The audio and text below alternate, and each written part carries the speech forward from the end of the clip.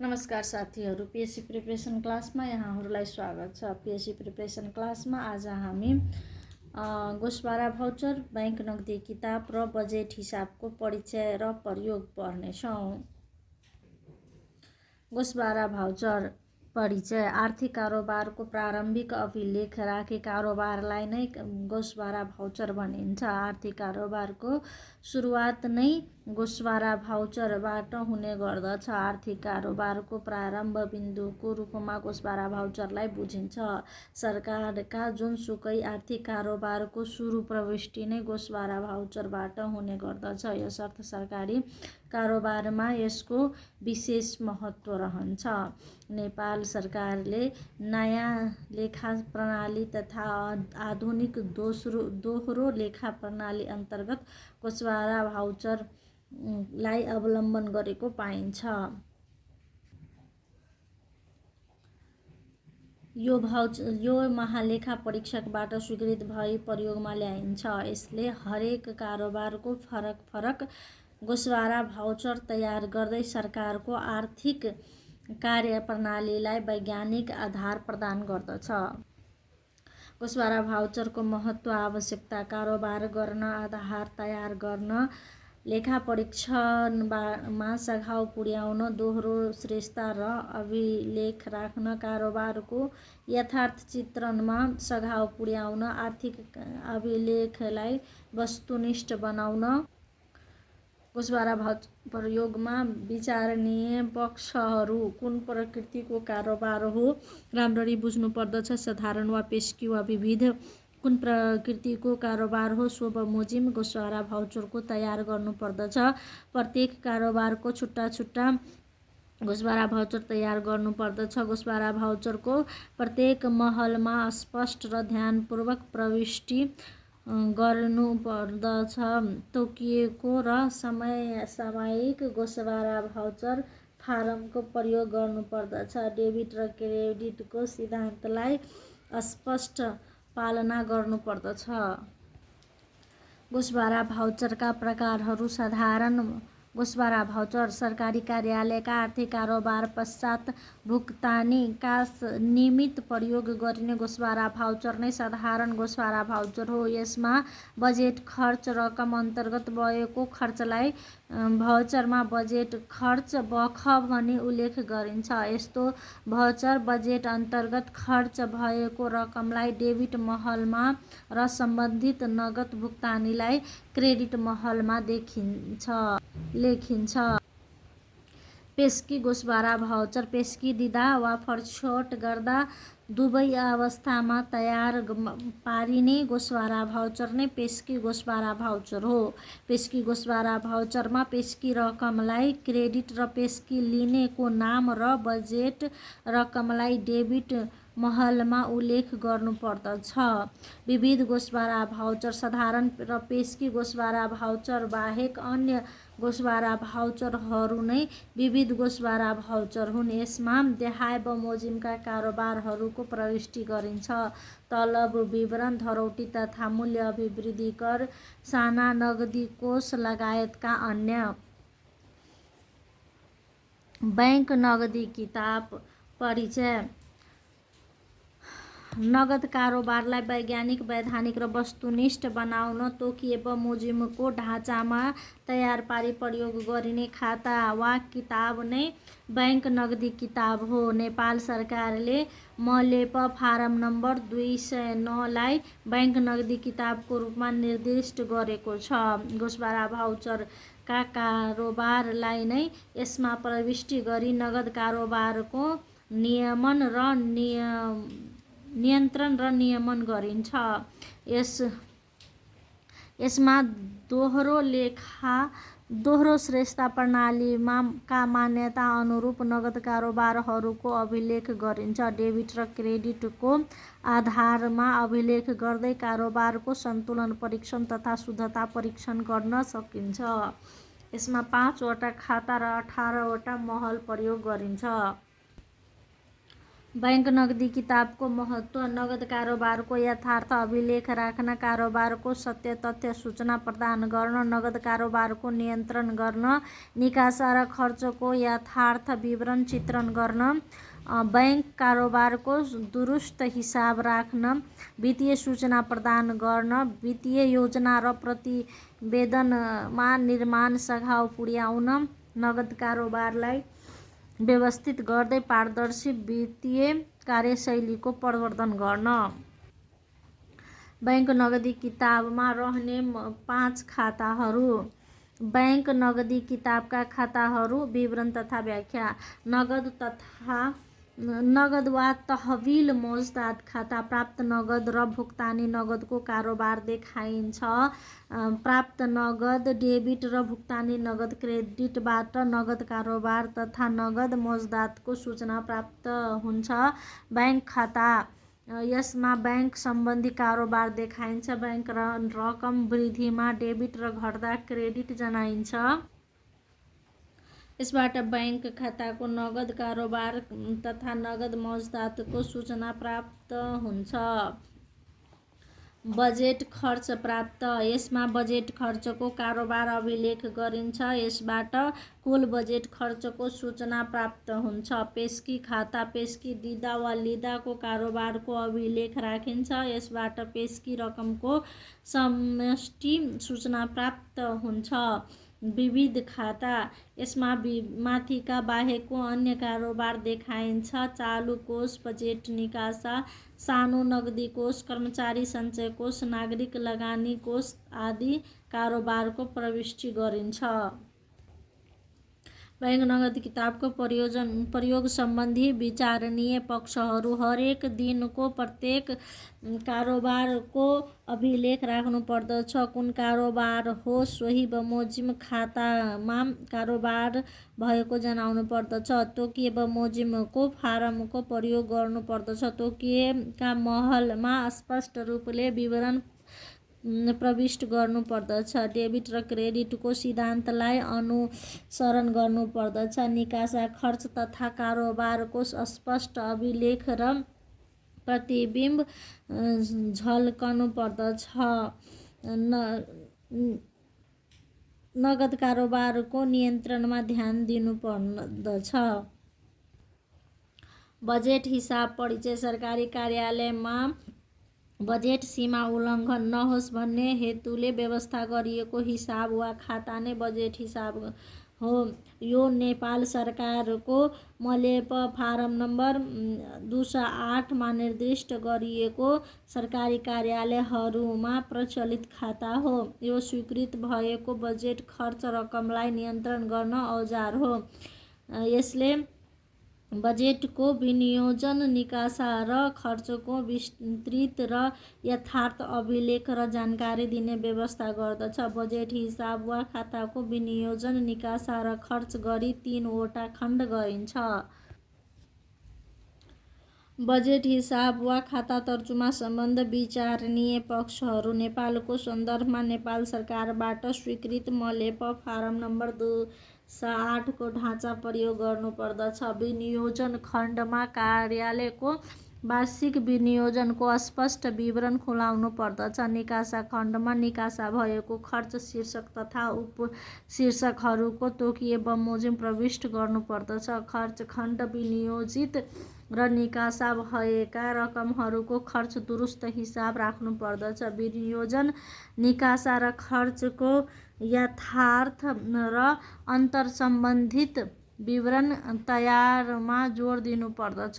Budget हिसाब वा खाता तयार गर्नुपर्दा ध्यान दिनुपर्ने कुराहरू। स्वीकृत वार्षिक बजेटलाई गोसबारा भाउचर बिना नै विनियोजन खण्डमा सिधै प्रविष्ट गर्ने। वार्षिक विनियोजन खण्डमा रकमान्तर कारोबारको यथार्थ अभिलेख राख्नुपर्दछ। रकमान्तर गर्दा जुन शीर्षकमा राखिने हो त्यसमा शीर्षकमा थप गर्ने र जुनबाट झिकिन्छ त्यसमा घटाउनु पर्दछ। थप बजेट प्राप्त हुँदाको अवस्थालाई पनि वार्षिक विनियोजन खण्डमा समेट्नु पर्दछ। निकासा भएका रकम शीर्षक र उपशीर्षकहरूलाई निकासा खण्डमा प्रविष्ट गर्नुपर्दछ। पछि भर्ना भई निकासा भएका कारोबारको पनि बजेट रकम अनुसार अभिलेख राख्नु पर्दछ। खर्च खण्डमा कुन शीर्षकमा खर्च गरिएको हो सोको बजेट रकम नै सहित खर्च महलमा उल्लेख गर्नु पर्दछ। सानो नगदी कोष र पेस्की खर्चलाई पनि यसमा तोकिए बमोजिम देखाउनु पर्दछ। महिनाको अन्त्यमा जम्मा महिनाभरि भएको खर्चको विवरण तयार गरी मासिक र वार्षिक फटवारी तयार गर्नु पर्दछ। वर्तमान जिन्सी श्रेष्ठता प्रणाली। जिन्सी श्रेष्ठता प्रणाली सरकारका जिन्सी माल सामानको संरक्षण सम्वर्धन तथा नियमन गर्न आवश्यक पर्ने सरकारको श्रेष्ठता प्रणाली नै जिन्सी श्रेष्ठता प्रणाली हो। विक्रम सम्वत 2020 साल माघ 1 बाट नेपाल सरकारले जिन्सी श्रेष्ठता प्रणालीको अवलम्बन गरेको हो। यसलाई सरकारले समय सापेक्ष सुधार गर्दै गएको पाइन्छ। यसमा विभिन्न किसिमका मलेप फारम नम्बरहरूको प्रयोग गरी जिन्सी माल सामानको सुरक्षा अभिलेख तथा व्यवस्था गरिन्छ। जिन्सी श्रेष्ठता। जिन्सी माल सामानको सुरक्षा एवं सुव्यवस्थापन गर्ने अभिलेख श्रेष्ठता नै जिन्सी श्रेष्ठता हो। सरकारका जिन्सी माल सामानको संरक्षण सम्वर्धन तथा नियमन गर्न आवश्यक पर्ने सरकारको श्रेष्ठता नै जिन्सी श्रेष्ठता हो। जिन्सी माल सामानको प्रयोग खरिद तथा सुरक्षाको सुप्रबन्ध गर्न जिन्सी श्रेष्ठताको अपरिहार्य रहन्छ। सरकारी जिन्सी सामानको समुचित उपयोग र व्यवस्था गर्दै यसले सरकारी सम्पत्तिको प्रभावकारी प्रयोग सुनिश्चित गराउँदछ। जिन्सी प्रणालीमा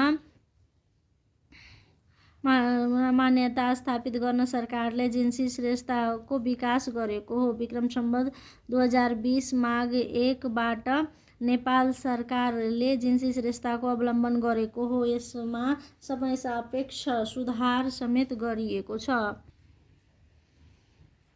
यसमा विभिन्न किसिमका मलेप फारम नम्बरहरूको प्रयोग गरी जिन्सी माल सामानको सुरक्षा अभिलेख तथा व्यवस्थापन गरिन्छ।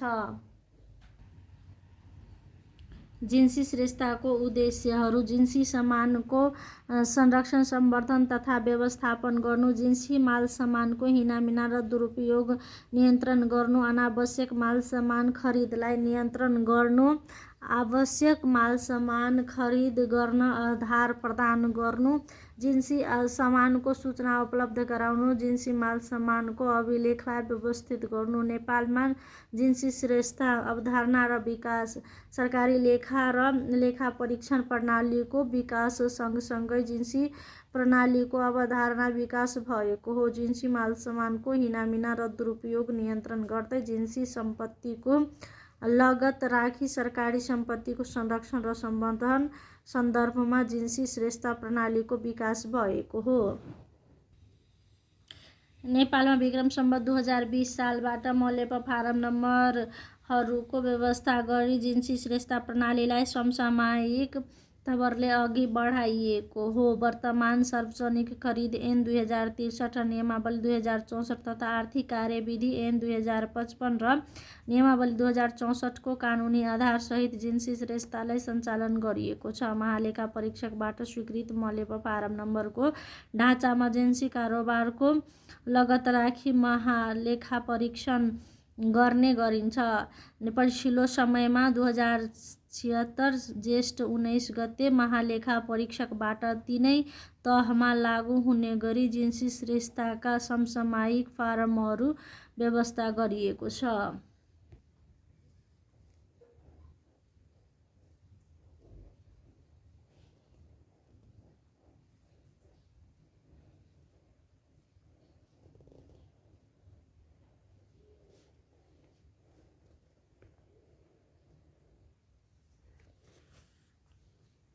नेपालको समसामयिक जिन्सी श्रेष्ठता प्रणालीमा प्रयुक्त फारमहरू। जिन्सी श्रेष्ठता प्रणालीको प्रमुख उद्देश्यहरू।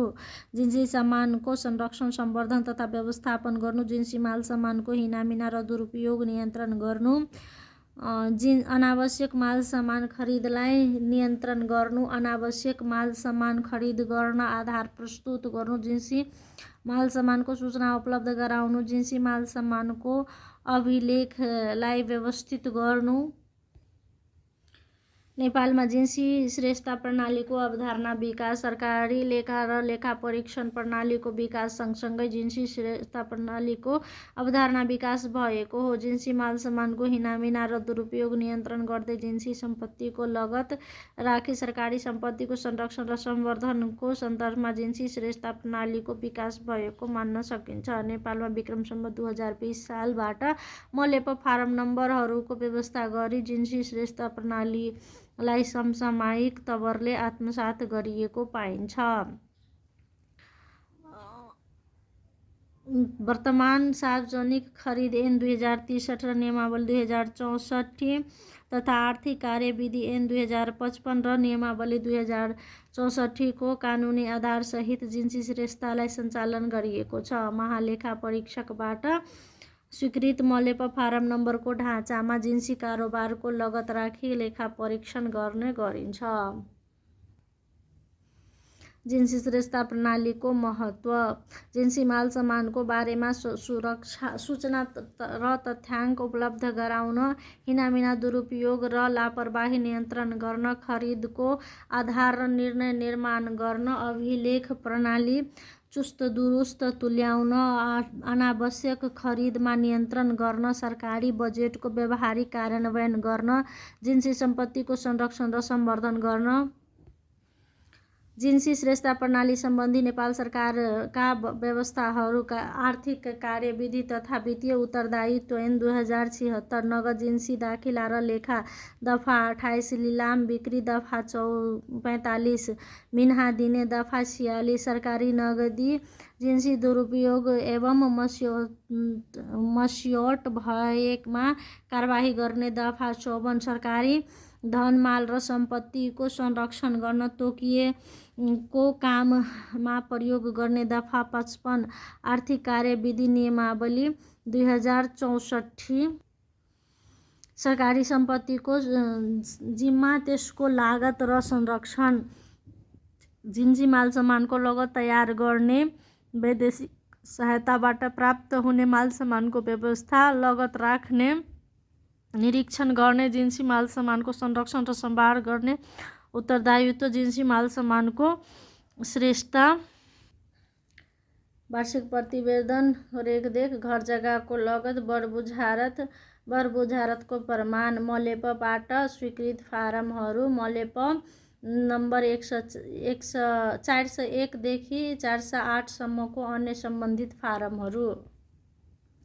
जिन्सी निरीक्षण प्रतिवेदनमा खुलाउनु पर्ने विषयहरू, का नियमावली 2064 को नियम 50 अनुसार जिन्सी किताबमा आम्दानी नबाँधिएका जिन्सी माल सामान भए के कति र कस्तो अवस्थामा छन्, माल सामानको संरक्षण र सम्भार राम्रोसँग भएको छ छैन, के कति जिन्सी माल सामानहरू मर्मत सम्भार गर्नुपर्ने अवस्थामा छन्, के कति जिन्सी माल सामानहरूको बेकममा भई निलाम बिक्री वा मिन्हा गर्नुपर्नेछ, जिन्सी माल सामानको प्रयोग भए वा नभएको हानि नोक्सानी भए वा नभएको हानि नोक्सानी भएमा भए कसको लापरवाहीबाट भएको हो, एकै किसिमको माल सामानमध्ये गत वर्ष उपयोग भएको परिमाण र चालु आर्थिक वर्षमा खरिद गरिएको परिमाणको तुलनात्मक विवरण र महालेखा नियन्त्रक कार्यालयले तोकिएका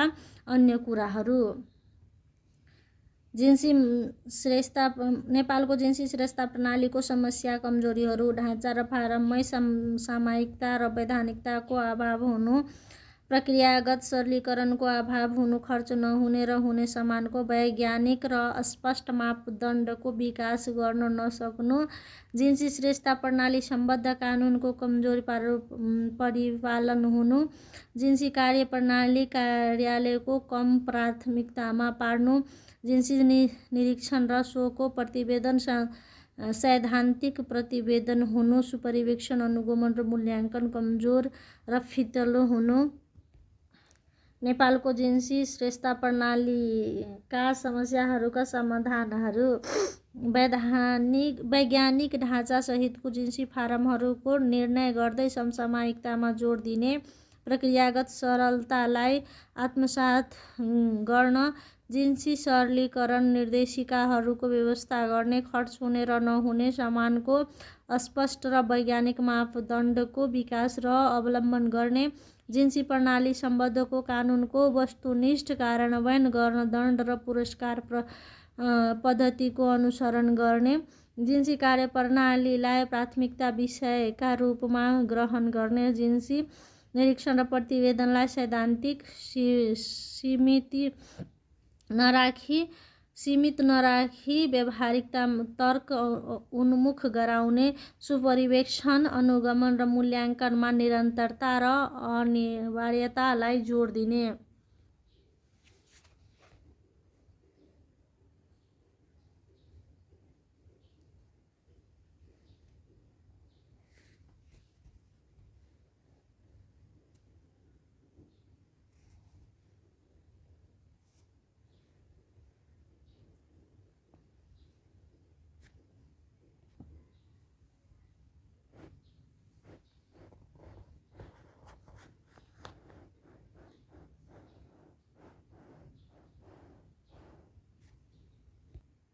साथीहरू, आजलाई यति नै। लाइक, सब्सक्राइब एन्ड कमेन्ट गर्दै गर्नुहोला। धन्यवाद।